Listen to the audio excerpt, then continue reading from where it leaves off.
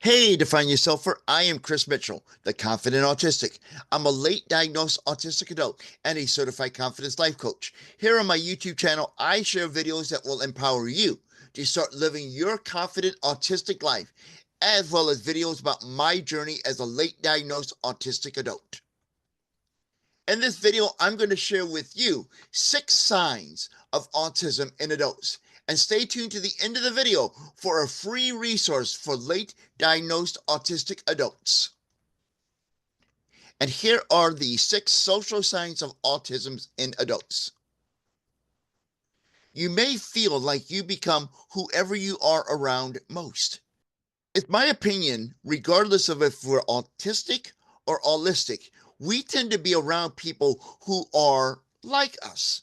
We like to be around like-minded people and be around people who share the same beliefs and thoughts and activities, enjoy the same things that we do.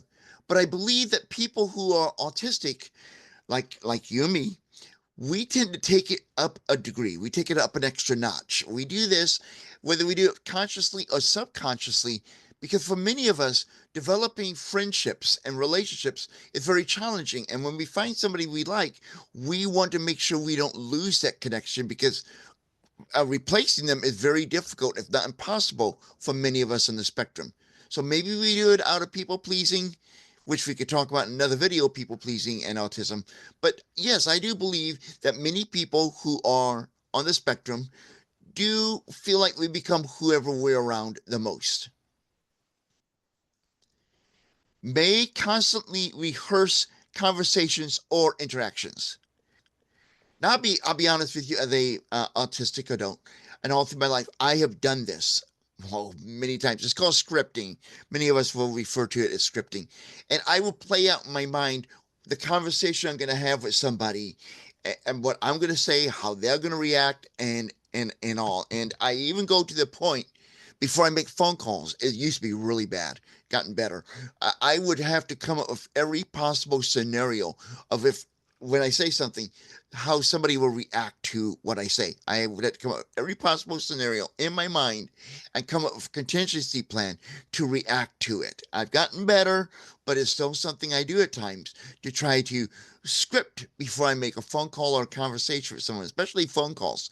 I do a lot of prep before I make any phone calls because it's just who I am as part of my autism. Or you may feel as if you're always on stage.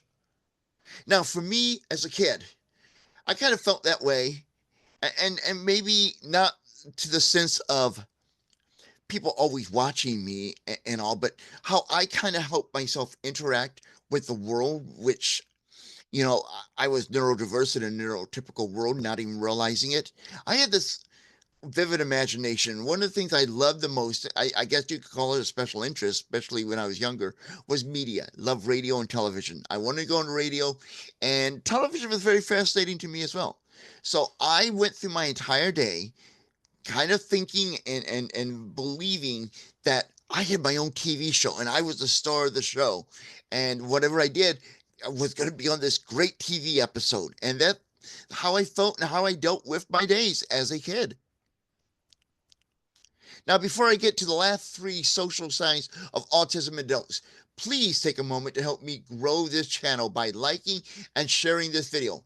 And if you like the content I post to this channel, please be sure to subscribe to the channel. And when you subscribe, do not forget to ring the bell to be notified of new videos or when I go live on the channel. Now, let's get to the last 3 social signs of autism in adults. You may have a few close friends and not many acquaintances. Now, I personally can relate to this. I have very few close friends, and part of the problem is I don't do what I probably should be doing to keep these friendships alive and strong. I don't touch base with them. I don't reach out to them. I don't. I know I probably should, but I don't do that as well as I should. So I do have a few close friends, but I really don't think I have that many acquaintances. There are people who I do see and know, but it was better when I lived in California because I got out more. We had public transportation where I live now. I don't, so I see very few people. So I really don't have that many acquaintances and all. So yeah, I can relate to this. And I think many people on the spectrum can relate to this, thinking how many close friends we have. Uh, that we have maybe a few and not many acquaintances. And we feel, at least I know I do, I feel bad that I don't have as many acquaintances or even as many close friends as my wife. I feel a little envious of that.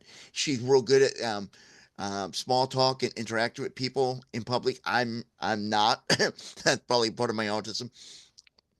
But the thing I keep reminding myself, and I tell people this all the time, it's not the quantity of friends and acquaintances that you have that matters. It's the quality. And that's what you want to look for when you're a person with autism, the quality of your close friends. It's not a competition to see who has the most friends. You want to have friends that will be there for you and understand you as you go through life as a neurodiverse person in a neurotypical world.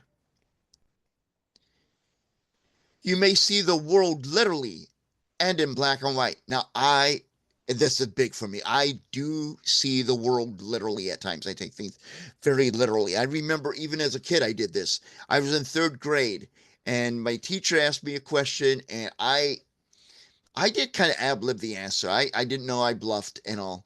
And she said to me, "Was that off the cuff?" Now, I thought she said cup. I looked around the room looking, how could I do it off the cup? There's no cup for me to be standing on. I take things literally, and I catch myself at that. And there are times I take things literally, and I know that I guess I know that I'm taking it literally, and it wasn't meant that way, but that's the first way my mind processes it. So I react to it in a literal form, but trying to, I guess, masking the fact that I am taking it literally. I kind of make it sound like I'm joking about it. I'm being, the class clown, the comedian. But that's me masking that I'm literally taking it, and it takes me a moment to process it and realize it wasn't meant literally, and to kind of process it. I know I'm repeating a word that's really horrible when you're speaking, but process it where you are at where what they meant it to mean when someone said that. I had a friend who asked me about mailing stuff, and he was asking about mailing a book. I had to put it in a package. And I guess he meant maybe can I put it in a box or whatever. And I thought, why wouldn't you want to just drop a book with nothing around it in a mailbox? That was the first thing that went through my mind. But he obviously meant, well, is there other ways you can ship besides in a package or a box or whatever?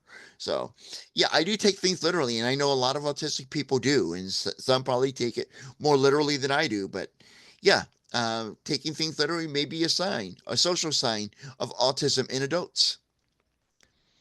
And the sixth social sign of autism in adults is you may struggle with other people breaking rules.